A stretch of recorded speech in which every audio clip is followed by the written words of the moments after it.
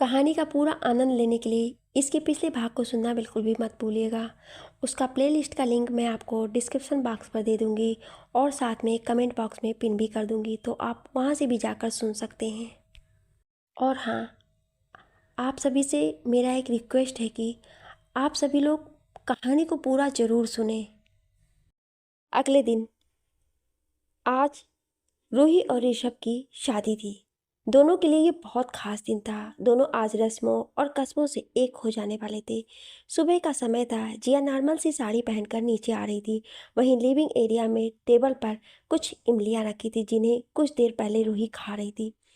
जिया वहीं से गुजर रही थी तो उसकी नज़र इमलियों पर पड़ी और इमलियों को देखकर जिया के पेट में भूख की लहर दौड़ पड़ी।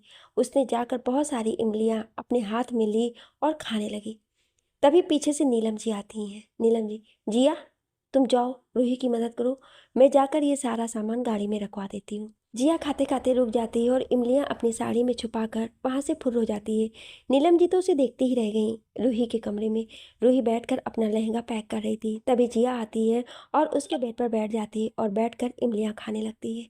रूही, भाभी आप सुबह सुबह से इमलियाँ क्यों खा रही हो? जिया, पता नहीं रूही, बहुत मन कर रहा है खाने का।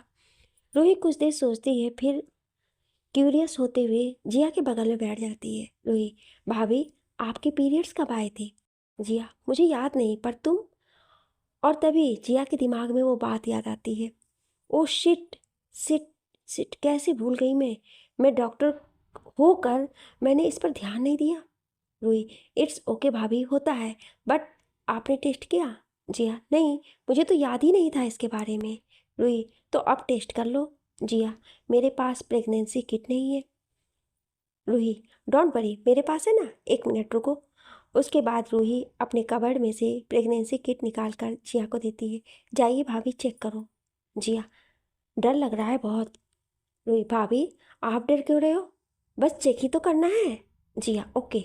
हॉल में आज की शादी के लिए रुद्राज ने अपना ही एक रिसॉर्ट बुक कर लिया था, जहाँ पर ऋषभ, आशी और उसकी नानी पहले से ही पहुँच गए थे। वहीं ओबेराय हाउस में एक एक कर गाड़ियाँ निकल रही थी सामानों के साथ। जिया खाते खाते रुक जाती है और इमलियाँ अपनी साड़ी में छुपाकर वहाँ से फुर्र हो जाती है।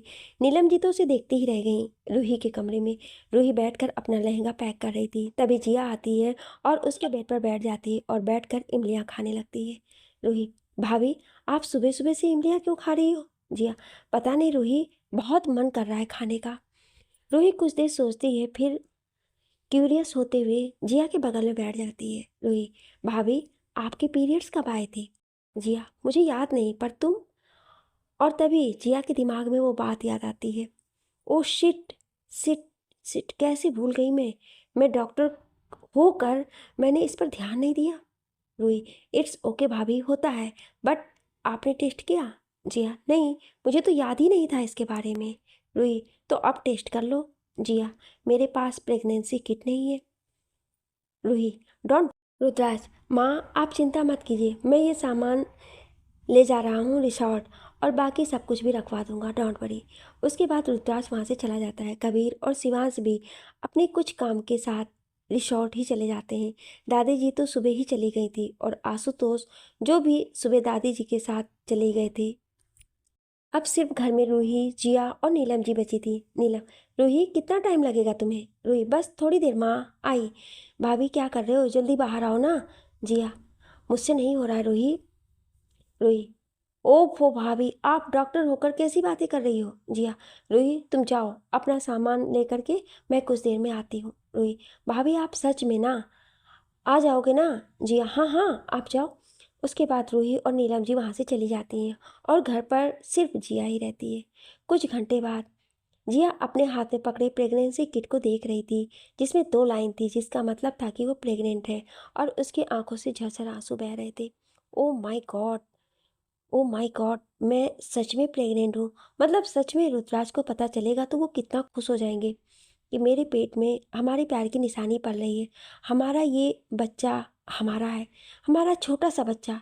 मेरी और रुद्राज की ज़िंदगी मेरे पेट में पल रही है। रुद्राज, रुद्राज कहाँ हो? आओ जल्दी से, आ जाओ, मुझे आपको एक खुशखबरी देनी है। जिया रूम से बाहर आकर अपने रूम में जाती है, लेकिन वहाँ कोई नहीं होता है। पूरा घर खाली होता है। पूरे घर में आज कोई भी नहीं था। वहीं किचन में रीना अपने हाथ में चाकू लिए खड़ी थी और चाकू को बहुत ध्यान से देख रही थी। कोई नहीं है आज घर में। चिड़िया, जितना फड़फड़ाना है फड़फड़ा ले, आज तेरी कोई नहीं सुनेगा। आज तेरे साथ तेरे और रुद्राज के प्यार की निशानी भी मिटा दूंगी। अगर रुद्राज मेरा नहीं हो सकता है तो मैं उसे तेरा भी नहीं होने दूंगी, कभी नहीं। आज तुझे ऐसे तड़पा तड़पा के मारूंगी ना कि तू अपनी जान की भीख मांगेगी मुझसे। रीना इस वक्त किसी डायन से कम नहीं लग रही थी। उसने आज सोच समझ कर जिया को मारने की प्लानिंग की थी।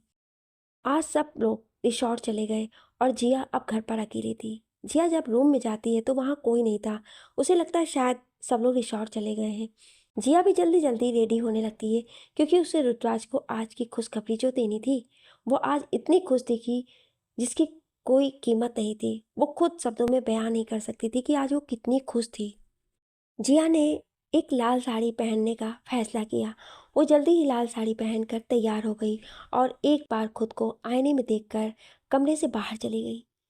जिया जल्दी जल्दी सीढ़ियों से नीचे आ रही थी, जिस वजह से वो स्टेप मिस कर गई और इससे पहले कि वो नीचे गिरती, दो हाथों ने उसे संभाल लिया। जिया ने ऊपर मुड़कर देखा तो सामने वही रिसॉर्ट में शादी की तैयारियां जोरों शोरों से चल रही थी। रूही भी रूम में जा चुकी थी रेडी होने के लिए।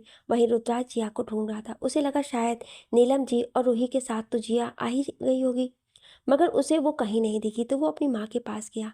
माँ, जिया आपके साथ नहीं आई? नीलम जी, वो रूही के साथ थी, मुझे लगा रूही के साथ आ रही होगी। रुद्राज वहां से चला जाता है रूही के पास। जिया कहाँ है रूही? रूही मन में, भाई को भाभी की प्रेगनेंसी के बारे में बताऊं या नहीं? नहीं नहीं, हो सकता है भाभी भाई को सरप्राइज देना चाहें और मेरी वजह से उन दोनों का सरप्राइज खराब हो जाए। रुद्राज, रूही क्या सोच रही हो? कहाँ है जिया? रूही, भाई वो भाभी कह रही थी कि वो थोड़ी देर में आ जाएंगी। वो घर से ही रेडी होकर आने वाली हैं। रुद्राज वहाँ से चला जाता है। उसे वैसे भी कुछ सही नहीं लग रहा था, तो वो अपनी कार लेकर सीधा अपने मेंशन की ओर जाने लगता है।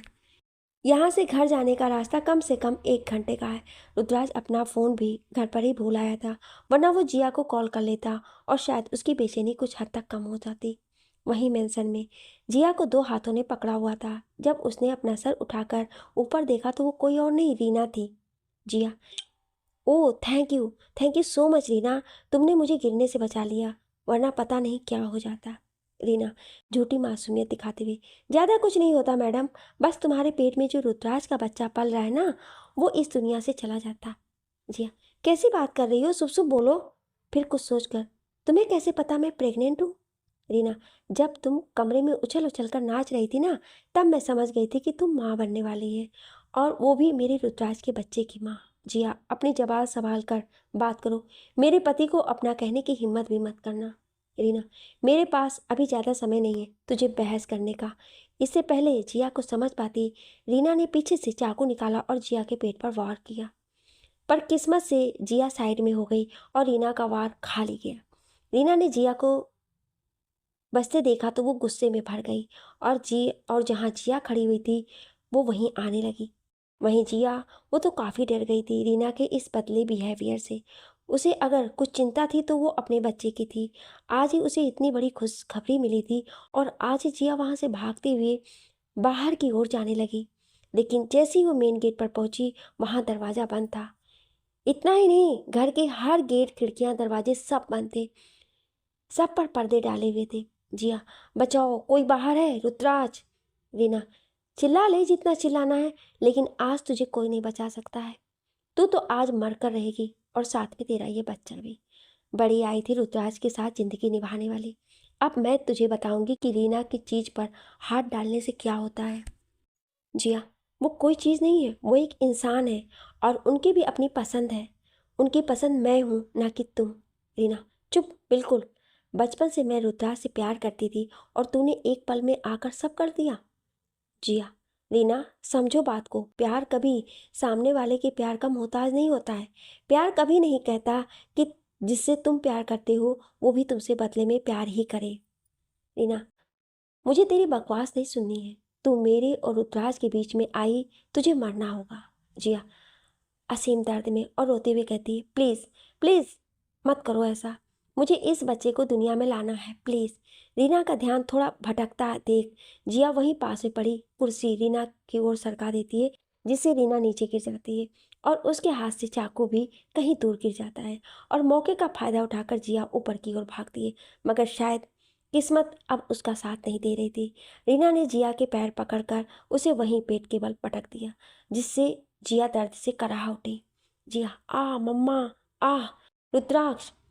रीना अब बिल्कुल पागल हो चुकी थी। वहां पास में रखा वास उठाकर वो जिया के पेट में दे मारती है, जिससे जिया और ज़्यादा दर्द से कराह उठती है। वहीं रोड पर काफ़ी जाम हो गया था, क्योंकि रुद्राक्ष ने जल्दी जल्दी में एक गाड़ी को ठोक दिया था। लोगों में भीड़ इकट्ठा हो गई थी और अब रुद्राक्ष से मांग कर रहे थे कि वो उन्हें हॉस्पिटल लेकर जाएं और पुलिस को बुलाएं। हालांकि गाड़ी में बैठे एक कपल को ज़्यादा चोट नहीं लगी थी, लेकिन फिर भी वो लोग पुलिस को डिमांड कर रहे थे। रुद्राक्ष काफ़ी देर से उनकी बहस सुन रहा था, मगर अब उसे सहन नहीं हुआ। वो जाकर उस आदमी की कॉलर पकड़कर उसे गाड़ी के बोनट पर ले जाकर बहुत गुस्से में कहता है, सुन बे, तुझे जिसको बुलाना है ना बुला ले, पुलिस को, सीएम को, पीएम को, मुझे घंटा फर्क नहीं पड़ता है। इस वक्त मेरी बीवी को मेरी ज़्यादा ज़रूरत है। मैं कब से तेरी बेमतलब की बकवास सुन रहा है और तुझे क्या लगा है? कोई लल्लू सा आदमी है जो भी कुछ कह दे, क्या कर लेगा ये, है ना? वो आदमी अब गिड़गिड़ाने लगा, उसे छोड़ने की भीख मांगने लगा कि तभी पीछे से रुद्राज के गार्ड्स और डेनियल वहां आ गए। डेनियल, सर सर प्लीज़ आप इसे छोड़ दीजिए। अभी मेंशन के वॉचमैन का फ़ोन आया था कि उसे मेंशन में से अजीब अजीब सी आवाज़ें आ रही हैं। सर मैडम ठीक नहीं है, आप जल्दी से घर पर जाइए, मैं यहाँ देख लूँगा। रुद्राज ने जैसे ही सुना कि जिया ठीक नहीं है तो वो पागल सा हो गया। उसका दिल मानो उसके सीने से निकल गया हो। उसने ना आओ देखा ना ताओ, वो सीधा कार में बैठकर वहां से निकल गया। उसकी गाड़ी हाई स्पीड पर चल रही थी। मेंशन में मेन डोर पर वॉचमैन काफ़ी देर से गेट खटखटा रहा था, मगर कोई दरवाज़ा नहीं खोला था। उसने खिड़कियां भी खोलने की कोशिश की, मगर वो भी नहीं खोल रही थी, ना ही अंदर का कुछ नज़र आ रहा था। जिया जो फर्श पर बेजान पड़ी थी, उसके सर से खून बह रहा था। उसके लोअर पार्ट में से खून भी बह रहा था। उसकी सांसें बहुत धीमे चल रही थी। वहीं कुर्सी पर बैठी रीना ये सब देखकर किसी डायन की तरह मुस्कुरा रही थी। जिया के लोअर पार्ट से खून निकलता देख जिया इतना तो समझ गई थी कि उसका बच्चा अब इस दुनिया में नहीं रहा। जिस बच्चे के लिए वो आज इतनी खुश थी, एक ही पल में उसका बच्चा उसे छोड़कर चला गया। उसके पेट में पल रही इस नन्ही सी जान की क्या गलती थी कि उसने इस दुनिया में जन्म लेने से पहले ही मार दिया गया। रीना, आह, आज इतने दिनों के बाद मैंने इतनी सुकून की सांस ली है। तुझे पता है, जब से तू इस घर में आई थी ना, मेरे गले की हड्डी बनी बैठी थी। जब मैं तुझे रुद्राज के आसपास देखती थी ना, मुझे ये लगता था कि तुझे वहीं जिंदा दफन दूं या जान से मार दूं, मगर तब मैं अपने मन की नहीं कर पाई। लेकिन आज मुझे मौका ही मिल गया तुझे चुन चुन कर बदला लेने का। तभी एक बहुत डरावनी आवाज़ जिया और रीना के कानों में पड़ती है। जिया, आवाज़ किसी और की नहीं बल्कि रुद्राज की थी। रीना तो उसकी आवाज़ सुनकर कांप गई। वहीं जिया, उसे अपने दिल में काफ़ी सुकून मिला। मेन गेट बहुत ज़ोर से हिल रहा था, क्योंकि उस तरफ से रुद्राज जो उस गेट में धक्का दे रहा था। रीना, आज अगर मुझे खुद की जान से भी हाथ धोना पड़े तो कोई बात नहीं, लेकिन तू जिंदा नहीं बचेगी। इतना कहते हुए रीना आसपास अपना चाकू देखने लगती है, मगर उसे अपना चाकू कहीं नहीं नजर आता है। वहीं पास में कुछ कांच के टुकड़े पड़े थे, जिसे उठाकर रीना शैतानों की तरह हंसने लगती है और जिया की कलाई काट कर देती है। एक दिल दहला देने वाली चीख जिया के मुंह से निकलती है, जिसे सुन बाहर खड़ा रुद्राज और वो वॉचमैन दोनों ही किसी अनहोनी होने के डर से कांप जाते हैं। रुद्राज को अब हाथ से ज़्यादा डर लग रहा था जिया के लिए। उसने अब वॉचमैन के हाथ से वो एक बंदूक ली और मेन गेट पर शूट कर डाला, और तब तक शूट किया जब तक इस बंदूक की गोलियां खत्म नहीं हो गई। एंड एट लास्ट दरवाज़ा पूरा चूर चूर हो चुका था। रुद्राज बंदूक फेंक कर गया। हॉल में उसे खून दिख रहा था, जिसे देखकर उसका दिल बहुत जोरों से धड़कने लगा। वहीं वॉचमैन ने समझदारी दिखाते हुए जल्दी से एम्बुलेंस को कॉल कर दिया था, और एम्बुलेंस भी कुछ देर में पहुंचने वाली थी। रुद्राज आगे बढ़ा तो उसने देखा कि जिया पेट के बल जमीन पर लेटी थी। उसकी कलाई से खून बह रहा था। रुद्राज ये देखकर अपनी जेब से रुमाल निकालकर जिया की कलाई से बांध देता है। जिया, जिया, मेरी आवाज़ आ रही है तुम्हें? जिया अपनी अधखुली आंखों से रुद्राज को देख रही थी। वो कुछ बोलने की कोशिश कर रही थी मगर बोल नहीं पा रही थी। रुद्राज ने अपना सिर नीचे कर जिया के मुंह के पास अपना कान ले गया। उसने वो 3 शब्द सुने जिसे वो जिया के मुंह से हर वक्त हर घड़ी सुनना चाहता था। आई लव यू रुद्राज। इतना कहकर जिया बेहोश हो गई और रुद्राज अपनी बाहों में बेजान पड़ी जिया को देखे जा रहा था। उसे कोई होश ही नहीं था। वो रो नहीं रहा था क्योंकि उसके आंसू बाहर निकलने के लिए तैयार हुई नहीं थे। वो तो उसकी आंखों में ही ज्वालामुखी पैदा कर रहे थे। खून से ज़्यादा लाल हो चुकी थी उसकी आंखें। इस वक्त उसका अवतार शिव की तीसरी नेत्र के जैसा था। बिल्कुल अपने रौद्र रूप में आ गया था वो। तभी वॉचमैन आता है और जाकर डरते डरते रुद्राज से कहता है, सर जल्दी चलिए, एम्बुलेंस आ गई है। इससे पहले मैडम रुद्राज बीच में ही अपना हाथ दिखा देता है और कहता है, उसे कुछ नहीं हो सकता है। मैंने उसे इजाज़त नहीं दी है कि वो मुझे छोड़ कर जाए। वॉचमैन वहीं खड़ा हो जाता है और रुद्राज जिया को लेकर एम्बुलेंस में बैठ जाता है। उसने एक पल के लिए भी जिया को अपनी बाहों से अलग नहीं किया। नर्स ने उसे कई बार कहा कि वो उसे स्ट्रेचर पर ले जा दे, मगर रुद्राज ने अपनी आंखें दिखाकर उसे चुप कर दिया और कहा कि उसे जिया का इलाज ऐसे ही करना होगा। नर्स ने ज़्यादा बहस न करते हुए जिया का इलाज शुरू कर दिया था। कुछ ही देर में वो लोग हॉस्पिटल आ गए जहाँ सब कुछ पहले से ही तैयार था। डॉक्टर जिया को आईसीयू में लेकर गए। वहाँ उसका चेकअप शुरू हो गया। तभी वहाँ पर डेनियल और कुछ गार्ड्स आ जाते हैं। डेनियल देखता है कि उसके बॉस वहाँ डली चेयर्स पर बैठ गए थे। उनका स्काई ब्लू कलर का सूट पूरा खून से सन गया था। डेनियल उनके पास आकर पूछता है, सर मैडम कैसी हैं? रुद्राज कुछ नहीं कहता है। हॉस्पिटल में आईसीयू के बाहर रुद्राज बैठा था। उसके कपड़े खून से सने हुए थे और आंखों में भी खून उतर आया था। उसे बस ये जानना था कि आखिर जिया के साथ इतना सब कुछ करने की हिम्मत हुई किसकी। पता लगाओ आखिर किसकी इतनी हिम्मत हुई जो रुद्राज की जान को मारने निकल पड़ा है। डेनियल, यस बॉस, मैं बहुत जल्द उस इंसान को अपने कदमों में लाकर डाल दूंगा। उसके बाद डेनियल वहाँ से चला जाता है। वहीं होटल में फेरों का समय हो गया था लेकिन जिया और रुद्राज कहीं नजर नहीं आ रहे थे। ऋषभ को भी कुछ ठीक नहीं लग रहा था कि उसकी बहन उसके साथ नहीं है। उसे भी अनचाहा डर सताया जा रहा था। वहीं रूही, इसे भी कुछ समझ नहीं आ रहा था कि रुद्राज भाई अभी तक भाभी को लेकर क्यों नहीं आए। पंडित जी, दूल्हे और दुल्हन का गठबंधन कीजिए। ऋषभ, जिया। आसी आगे आती है और कहती है, पता नहीं भाई वो कहाँ है, उसका भी फ़ोन नहीं लग रहा है। आशुतोष जी नीलम जी से, रुद्राज कहाँ है? नीलम जी, हाँ हमें नहीं पता वो दोनों कहाँ हैं। नीलम जी, आसी तुम गठबंधन कर दो, तुम भी तो बहन हो ना ऋषभ की। आसी, मैं? ऋषभ, हाँ आसी कर दो। आसी दोनों का गठबंधन कर देती और दोनों फेरे लेना शुरू करते हैं। वहीं शिवांश अपना फ़ोन लेकर बाहर चला जाता है। उसने काफ़ी बार रुद्राज को कॉल ट्राई किया मगर कोई रिस्पॉन्स नहीं आ रहा था। वहीं उसने घर के लैंडलाइन पर भी ट्राई किया मगर वहाँ से भी नो रिस्पॉन्स। तभी शिवांश के दिमाग में ख्याल आता है कि हो सकता है डेनियल को कुछ पता हो।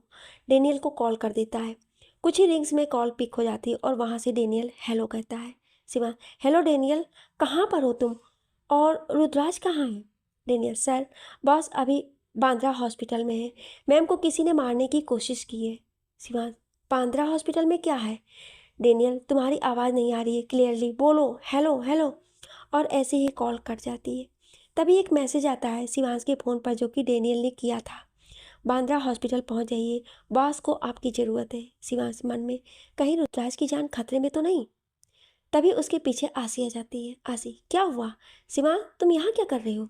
शिवांश, आसी रुद्र को मेरी ज़रूरत है, वो किसी मुसीबत में है।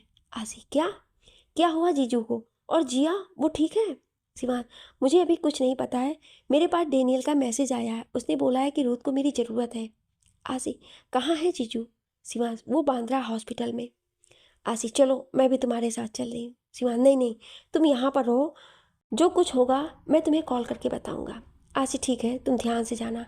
शिवांश, हाँ तुम भी अपना ध्यान रखना। उसके बाद शिवांश रवाना हो जाता है बांद्रा हॉस्पिटल के लिए और आसी अंदर चली जाती है। हे भगवान, जिया और जीजू का ख्याल रखना, प्लीज़ कुछ बुरा मत होने देना। ये कहते हुए आसी वापस अंदर होटल में चली जाती है। यहाँ हॉस्पिटल में रुद का एक एक पल भारी हो रहा था। एक ये सारे डॉक्टर्स 2 घंटे से भी ज़्यादा देर से अंदर घुसे हैं और कोई कुछ बता भी नहीं रहा है। वो सिर्फ बाहर खड़ा खड़ा वक्त को गुजरते हुए देख रहा था। तभी उसकी नज़र वहीं हॉस्पिटल में बने एक मंदिर पर गई जहाँ माँ महाकाल विराजमान थे। रुद्र अपने धीरे धीरे कदमों से वहाँ चला गया और वहाँ की मूर्ति को देखने लगा। मैंने तुम्हें कभी अपना नहीं माना क्योंकि तुमने कभी मेरे साथ कुछ सही नहीं किया ही नहीं।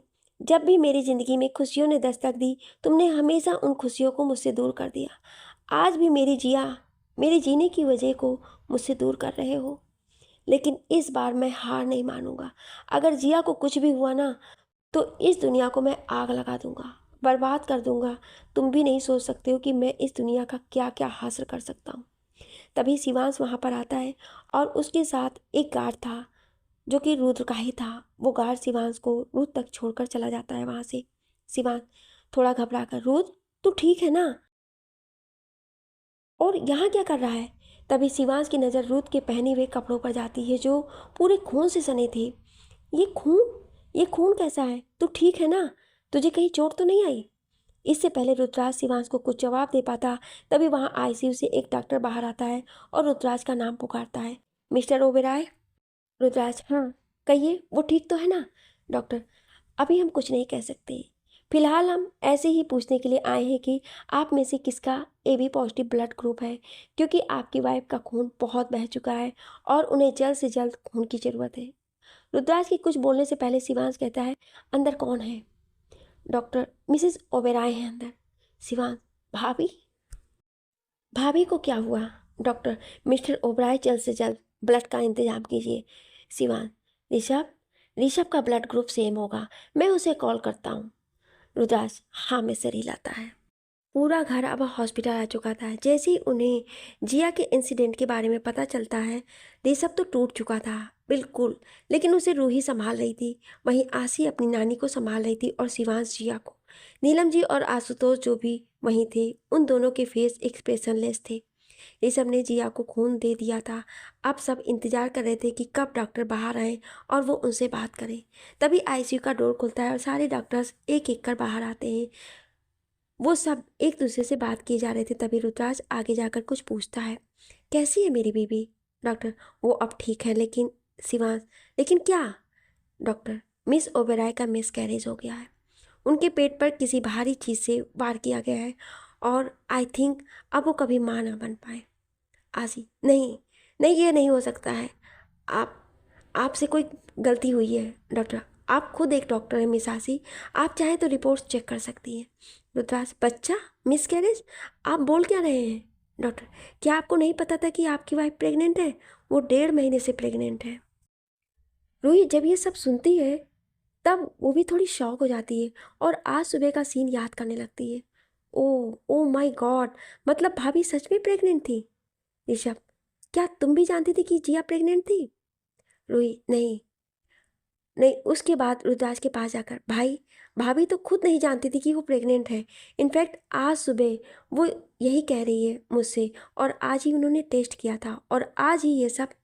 ओ गॉड, भाभी भाभी कितना खुश थी। रुद्राज सन्न सा रह गया था ये सब सुनकर। उसे समझ नहीं आ रहा था कि आखिर एक पल में ये क्या हो गया। रुद्राज वहाँ से जाने लगता है। तभी शिवांश उसे रोकते हुए, कहाँ जा रहा है? Rudraj, leave me alone, I need some time. Ashutosh ji, रहने दो शिवांश, उसे जाने दो, उसे कुछ वक्त की ज़रूरत है। रुद्राज वहाँ से तेज़ी से चला जाता है और बाकी सब वहीं खड़े रहते हैं। रूही अभी भी अपनी दुल्हन के लिबास में थी और ऋषभ भी अपने दूल्हे के कपड़ों में था। नीलम जी, रूही तुम काफ़ी देर से खड़ी हो, यहाँ बैठ जाओ। ऋषभ भी रूही की ओर देखता है और उसे वहाँ पर पड़ी हुई बेंच पर बैठा देता है। आसी अपनी नानी से, नानी आप घर जाइए, आप यहाँ रहेंगी तो आप थक जाएंगी। नानी जी, मेरी जिया को छोड़कर जाने का दिल ही नहीं कर रहा है। आसी, नहीं प्लीज़ रोइए मत, जिया ठीक है और बहुत जल्द हम सबके बीच दोबारा से हंसती खेलती हुई दिखेगी। तभी वहाँ पर डेनियल आ जाता है। डेनियल, बॉस ने आप सबको स्ट्रिक्टली बोला है कि आप सब घर चले जाइए। शिवान, नहीं हम। डेनियल, आपने मेरी बात नहीं सुनी। मैंने कहा कि बॉस ने स्ट्रिक्टली आप सबको यहाँ से जाने को बोला है। बॉस का मूड बहुत ख़राब है, प्लीज़ उन्हें और ना उकसाएं। सब डेनियल की बात समझते हुए अपनी अपनी कार में बैठकर घर की ओर निकल पड़ते हैं। रूही और ऋषभ एक कार में गए हुए थे, वो भी अपने घर। आशी की नानी पहले ही जा चुकी थी। शिवांश और आशी एक कार में थे शिवांश के घर, और नीलम जी और आशुतोष एक कार में गए थे। वहाँ पर अब सिर्फ कबीर बैठा हुआ था, जो जाने के मूड में बिल्कुल भी नहीं लग रहा था। कबीर डेनियल से, क्या तुमने पता लगाया कि ये सब किसने किया? डेनियल, अभी तक कुछ पता नहीं चला है। कबीर, जल्दी पता लगाओ, क्योंकि अगर रुद्राज पता लगाने पर उतर आया ना, तो पूरे मुंबई शहर में लाशें बिछ जाएंगी। उसके बाद कबीर भी वहाँ से चला जाता है।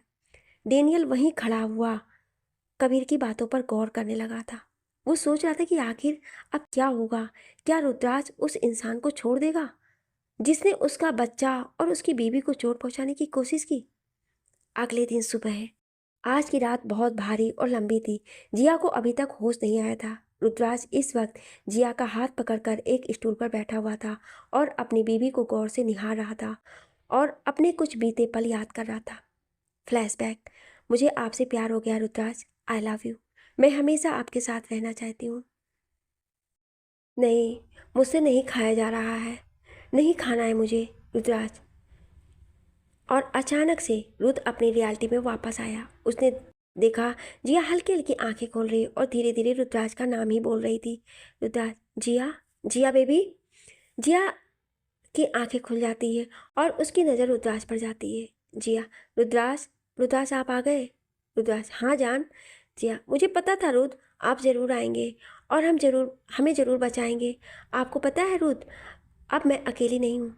अब मेरे साथ हमारा प्यार भी है, हमारा बच्चा भी है। देखिए, रुद्र का हाथ लेकर जिया अपने पेट पर रख देती है। रुद्र की आंखों से एक आंसू की बूंद गिर जाती है। रुद्र, जान, तुम थक गई होगी ना, रेस्ट कर लो। जिया, नहीं रुद्र, आप। रुद्र। जिया, जिया, डॉक्टर, डॉक्टर।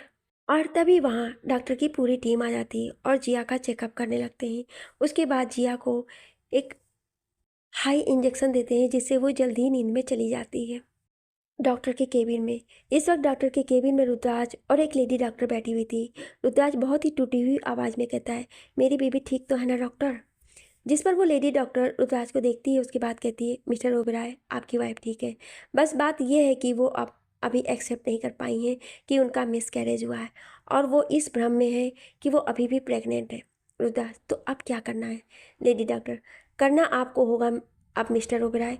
आपको अपनी वाइफ को प्यार से और शांति से इस बात को समझाना होगा, क्योंकि आप उनके हस्बैंड हैं। वो सबकी बातों से ज़्यादा आपकी बातें सुनेंगी। रुद्राज हाँ में सिर हिला देता है। तभी लेडी डॉक्टर फिर कहती है, लेकिन मिस्टर ओबराय, ये सब आपको जल्द ही करना होगा, क्योंकि जितना आप ये उन्हें बताने में देर करेंगे, बाद में उनकी हालत उतनी ही ख़राब होगी। रुद्राज, ठीक है, क्या मैं जिया को घर ले जा सकता हूँ? लेडी डॉक्टर, नहीं, अभी नहीं। वो दिन हॉस्पिटल में ही रहेंगी, उसके बाद आप उन्हें ले जा सकते हैं। उसके बाद रुद्राज जिया के वार्ड में चला जाता है और अपनी वाइफ को देखने लगता है। जिया इस वक्त इंजेक्शन में नशे में थी, वो सो रही थी आराम से। तभी रुद्राज का फ़ोन बजता है। कॉल डेनियल का था। रुद्र साइड में जाकर कॉल पिक करता है। उधर से डेनियल उससे कहता है, बॉस, हमें पता चल चुका है कि ये सब किसने किया है। ये सब रीना ने किया है, वो भी आपको पाने के चक्कर में। वो आपसे, डेनियल ने इतना ही कहा था कि तभी रुद्राज उसे बेहद गुस्से में कहता है, मेरा नाम किसी भी गैर लड़की के साथ जोड़ने की गलती मत करना। डेनियल समझ जाता है कि उसके बॉस बहुत ज़्यादा गुस्से में, इसलिए वो ज़्यादा कुछ नहीं कहता है और यस बॉस कहकर कॉल कट कर देता है।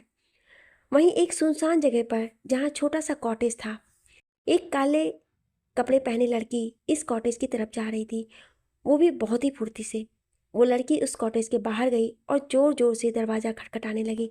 तभी कुछ देर बाद शिवानी दरवाज़ा खोलती है और सामने खड़ी लड़की को देखकर शॉक रह जाती है। शिवानी, रीना, तुम यहाँ? यहाँ का पता किसने दिया तुम्हें? रीना, वो सब छोड़ो, मुझे बचा लो प्लीज़। मैंने जिया का बच्चा मार दिया है, अब वो मुझे नहीं छोड़ेगा। शिवानी, तुम जाहिल लड़की, किसने कहा था ये सब करने को? अब रुद्राज तुम्हें नहीं छोड़ेगा। तुमने उसका बच्चा मार डाला है। तुम जाओ यहाँ से, वरना तुम्हारे चक्कर में मैं भी मारी जाऊंगी। रीना, ये क्या कह रही हो तुम? तुमने ही तो कहा था कि जिया को रास्ते से हटाना है। शिवानी, हाँ कहा था, लेकिन सावधानी से, ऐसे मूर्खों की तरह नहीं। रीना, तुम खुद तो कुछ कर नहीं पाई, और अब जब मैंने कर दिया तो बड़ी महात्मा बन रही हो। शिवानी, जबान संभाल कर बात कर, अपनी औकात मत बोल। रीना, एक बात अच्छी तरीके से याद रखना, अगर मुझे कुछ हुआ ना तो तुझे छोड़ने वाली तो मैं नहीं हूँ। हम तो डूबेंगे ही सनम, साथ में तुम्हें भी लेके डूबेंगे। शिवानी रीना का गला पकड़कर, तेरी ये हिम्मत कि तू मुझे धमकी दे रही है। अभी शिवानी इतना ही कह पाई थी कि तभी कॉटेज में गोलियां चलना शुरू हो जाती हैं, जिससे वो दोनों ही डर जाती हैं और वहीं आसपास छुप जाती हैं।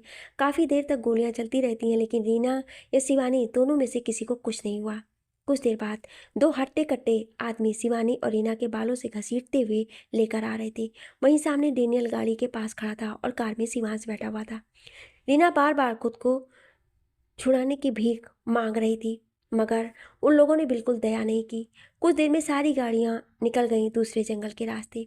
अगले दिन हॉस्पिटल में आज जिया का डिस्चार्ज होना था। ऋषभ और रुद्राज उसके डिस्चार्ज की फॉर्मेलिटीज़ पूरी कर रहे थे, तो वहीं रूही और आसी इस वक्त जिया के वार्ड में थी, उसे कपड़े पहनाने में मदद कर रही थी।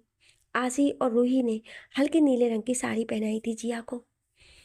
उसके सर पर अभी भी पट्टी बंधी थी और हाथों में कुछ जगह पर बैंडेज लगे हुए थे। वहीं पास में टेबल पर रखे जिया के मंगलसूत्र, बिछिया और उसकी रिंग रखी हुई थी, जो कि डॉक्टर से निकाल दी थी जिया का ट्रीटमेंट करते वक्त। तो आसी ने उठाकर वो जिया के सामने कर दिया। जिया ने हाथ में ले लिया मगर पहनाया नहीं। तभी जिया आसी से पूछती है, रुद्र कहाँ है? जिस पर रूही कहती है, भैया आपके डिस्चार्ज पेपर साइन कर रहे हैं और कुछ फॉर्मेलिटीज रह गई है वो भी पूरी कर रहे हैं। जिया ने हाँ में सिर हिला दिया। तभी वार्ड का डोर खुलता है और शिवांश को अभी अभी आया था रुद्र और ऋषभ अंदर आते हैं। ऋषभ, अब कैसा फील हो रहा है जिया? जिया, अब मैं ठीक हूँ भैया। रुद्राज, तुम सब चलो, मैं जिया को लेकर आता हूँ। सब लोग हाँ में सिर हिलाते हैं और वहाँ से चले जाते हैं। रुद्राज जिया के पास आता है और उसे उठाने लगता है कि तभी जिया उसके आगे अपना हाथ रख देती है, जिस पर मंगलसूत्र, बिछिया और उसकी रिंग थी। रुद्राज सबसे पहले बिछिया लेता है और जिया के पैरों में पहना देता है। तभी जिया कहती, मेरी पायल कहीं गिर गई है। रुद्राज शांत तरीके से कहता है, मैं नहीं दिला दूंगा। उसके बाद रुद्राज खड़ा होता है और रिंग लेकर जिया के उंगली में पहना देता है, फिर मंगलसूत्र लेकर जिया के गले में पहना देता है। उसके बाद रुद्राज जिया को कहता है, एक मिनट रुको, मैं भी आता हूँ। जिया हाँ में सिर हिला देती है। रुद्राज जाकर मंदिर से सिंदूर लेकर आता है और जिया की मांग में भर देता है। अब लग रही थी वो उसकी सुहागन। उसके बाद रुद्राज जिया को अपनी गोद में उठा लेता है और वार्ड से बाहर चल जाने लगता है। वहीं जिया ने भी अपना सर रुद्राज के सीने पर रख लिया था। एक ब्रेक के साथ कार ओबेरॉय मैंसन के बाहर आकर रुकती है। रुद्राज कार के बाहर आता है और संभाल कर जिया को बाहर उतार लेता है। जैसे ही दोनों मेन डोर की तरफ आते हैं तो वहाँ सब खड़े होते हैं। नीलम जी, आशुतोष जी, रूही, ऋषभ, शिवांश, आसी, कबीर और दादी। सबको जिया के मिस कैरेज के बारे में पता चल गया था। वो सब बहुत दुखी थी, लेकिन वो ये दुख जिया के सामने नहीं दिखाना चाहते थे कि कहीं उसने उन्हें रोते हुए देख लिया तो वो दोबारा से उसी वाक़ को याद ना करने लगे। नीलम जी के हाथों में पूजा की थाली थी। वो आज सही मायने में अपनी बहू की गृह प्रवेश करना चाहती थी। वो इतनी भी निर्दयी नहीं थी कि वो ऐसे समय में भी वो जिया के साथ गलत व्यवहार करेंगी। उन्होंने अब जिया को एक्सेप्ट कर लिया था अपने बहू के रूप में। दोनों आगे आते हैं और नीलम जी उनकी आरती उतारती हैं। उसके बाद वहाँ चावल में भरा हुआ कलश रखती हैं और जिया उसे गिराकर अंदर आने को बोलती है। जिया वैसा ही करती है। उसके बाद वो आलता का थाल रखती है और जिया अपने पैरों की छाप छोड़ते हुए अंदर आ जाती है। तभी नीलम जी कहती हैं, अब हुआ ना मेरी बहू का असली गृह प्रवेश। सब लोग इस बात पर मुस्कुरा देते हैं। वहीं सब लोग बातें करते हुए अंदर आने लगते हैं और रुद्राज संभालते हुए जिया को अंदर ला रहा था। जैसे ही जिया हॉल में आती है उसके पैर सुन्न पड़ जाते हैं। उसके सामने उस दिन का दृश्य चलने लगा था। उसे रीना दिख रही थी और नीचे पड़ी हुई वो खुद, और जोर से रीना ने उसके पेट पर वास मारा और जिया चिल्ला उठी। वो अभी भी वहीं खड़ी कांप रही थी और अचानक से वो चिल्ला उठी, मेरा बच्चा, मेरा बच्चा, मेरा बच्चा मार डाला, मेरा बच्चा मार दिया, मेरा बच्चा मार दिया। वो बार बार एक ही लाइन रट रही थी। अब तक सबका ध्यान जिया पर चला गया था। रुद्राज तो उसके बगल में ही था। वो भी देख रहा था कि उसकी बीवी की अब क्या हालत हो रही थी। जिया कांप रही थी, उसकी आंखों से झरझर आंसू बह रहे थे, जो पसीने से लथपथ हो गई थी। वहीं रुद्राज उसे संभाल रहा था। वो उसे शांत करने की कोशिश कर रहा था, मगर जिया को देख कर लग रहा था जैसे वो उस दिन में वापस चली गई हो। जिया आगे बढ़ जाती है और जहाँ रीना, उसे ऐसा लग रहा था कि उस दिन का दृश्य फिर से उसकी आंखों के सामने है। वो खड़ी थी, वहीं चली गई। उसके पास में एक टेबल था जहाँ एक वास रखा हुआ था। जिया वो वास उठाती है और रीना के उस अक्स के ऊपर फेंक देती है, जिससे वो सब गायब हो जाता है। जिया वहीं गिर पड़ती है और रोने लगती है, अपना पेट पकड़कर, मेरा बच्चा। वहीं बाकी सब उसकी ये हालत देख पा रहे थे। उन्हें समझ नहीं आ रहा था कि वो क्या करें। रुद्राज के कदम ही नहीं बढ़ रहे थे आगे। फिर भी वो हिम्मत करके जिया के पास गया और उसे अपने सीने से लगा लिया। शांत हो जाओ जिया, सब ठीक है, मैं हूँ तुम्हारे साथ। जिया रोते हुए कहती है, कुछ ठीक नहीं है, मेरा बच्चा नहीं है मेरे साथ, मुझे मेरा बच्चा चाहिए। अभी अभी तो आया तो अपनी माँ की कोख में, और इतनी जल्दी उसे भगवान ने अपने पास बुला लिया। क्या गलती थी मेरे बच्चे की, इस मासूम से? अभी तक इस दुनिया में कदम तक नहीं रखा था, फिर भी उसको मुझसे छीन लिया गया है। रुद्र, गलती उसकी नहीं थी जिया, ना ही गलती तुम्हारी थी, गलती मेरी है कि मैंने तुम्हें अकेला छोड़ा। बट आई प्रॉमिस, अब आज के बाद मैं तुम्हें बिल्कुल अकेला नहीं छोड़ूंगा। जिया और ज़्यादा रोने लगती है, मेरा बच्चा। और तभी वो बेहोश होकर रुद्राज की बाहों में झूल जाती है। रुद्राज उसे कुछ देर देखता है, उसके बाद उसे गोद में उठाकर बाहर जाने लगता है। तभी दादी बीच में आकर, कहाँ ले जा रहा है तू जिया को? रुद्राज, अब हम यहाँ नहीं रहेंगे दादी, मेरी बीवी अब यहाँ रहने की हालत में नहीं है। और वैसे भी मैंने बहुत पहले फैसला कर लिया था कि रूही की शादी के बाद मैं और जिया यहाँ से चले जाएंगे। अब वक्त आ गया है अपनी माँ की ओर मुड़कर। अब अब से सब कुछ आपका और आपके बेटे का है। सारे लीगल डॉक्यूमेंट मैंने रेडी कर दिए हैं, साइन भी कर दिए हैं। लॉयर उन्हें आज कोर्ट में सबमिट कर देगा। अब सब कुछ आप सबका है, मेरा और मेरी बीवी का अब यहाँ कुछ नहीं है। कबीर, नहीं भाई, ऐसा मत कहिए। भाभी को अभी हम सबके साथ रहना चाहिए, इससे वो बहुत जल्दी ठीक हो जाएगी।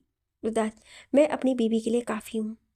रुद्राज आगे जाने लगता है और तभी बीच में रुककर, मैं अभी आप सबकी कार लेकर जा रहा हूँ, शाम तक वापस भिजवा दूंगा।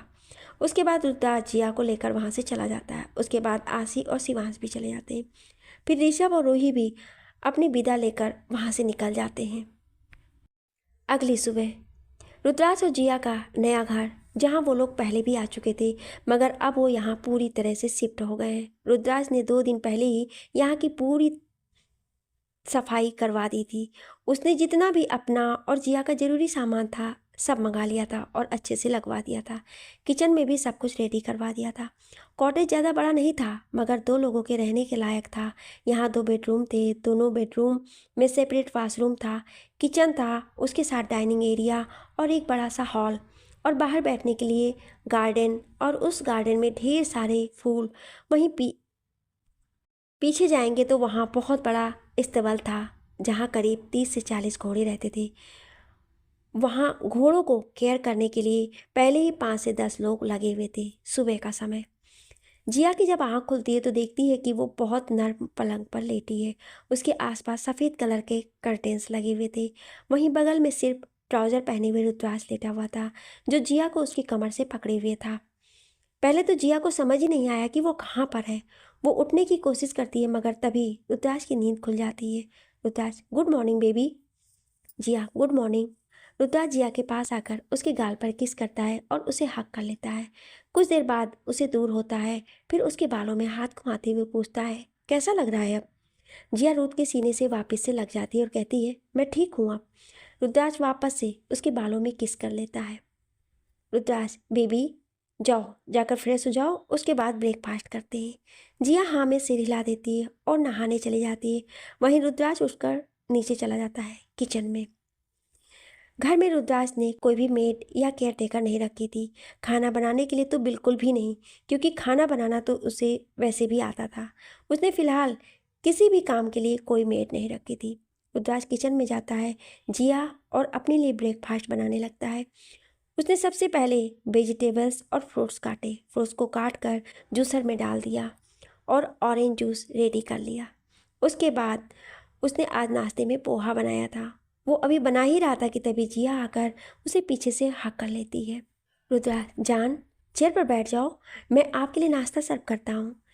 जिया कुछ नहीं कहती है और वैसे ही रूद के गले लगी रहती है। रुद्राज पलट कर जाता है तो देखता है जिया के आंखों में थोड़े थोड़े आंसू थे। वो समझ रहा था कि मुंह बाप करना इतना आसान नहीं होगा, मगर वो हिम्मत नहीं हार सकता था। रुद्राज जिया को खुद के करीब कर लेता है और उसे बिना कुछ कहे उसके होठों पर किस करने लगता है। I love you baby. Jiya को किस करने के बाद उसके फॉरहेड पर एक और किस कर देता है। रुद्राज रुद्राज उसे बहते हुए आंसू को पोंछते हुए कहता है, जान बस शांत हो जाओ, बिल्कुल नहीं रोना है अब। जिया, अगर वो सब नहीं होता तो मैं आज प्रेग्नेंट होती, हमारे साथ हमारा बेबी भी होता। रुद्राज जिया के आंसू को पोंछ कर कहता है, शायद अभी राइट टाइम नहीं था बेबी के आने का, इसलिए वो वापस चला गया, इसमें तुम्हारी कोई गलती नहीं है। जिया रुद्राज के गले लगकर कहती है, रुद्राज प्लीज़ मुझे कभी छोड़कर मत जाना, वरना मैं मर जाऊंगी। रुद्राज, कभी नहीं जान। कुछ देर तक दोनों ऐसे ही गले लगे रहते हैं। फिर रुद्राज कहता है, चलो जान ब्रेकफास्ट करते हैं, तुमने कुछ खाया नहीं है कल से। उसके बाद दोनों साथ में मिलकर ब्रेकफास्ट करने लगते हैं। आगे की कहानी जानने के लिए सुनिए अगले भाग में।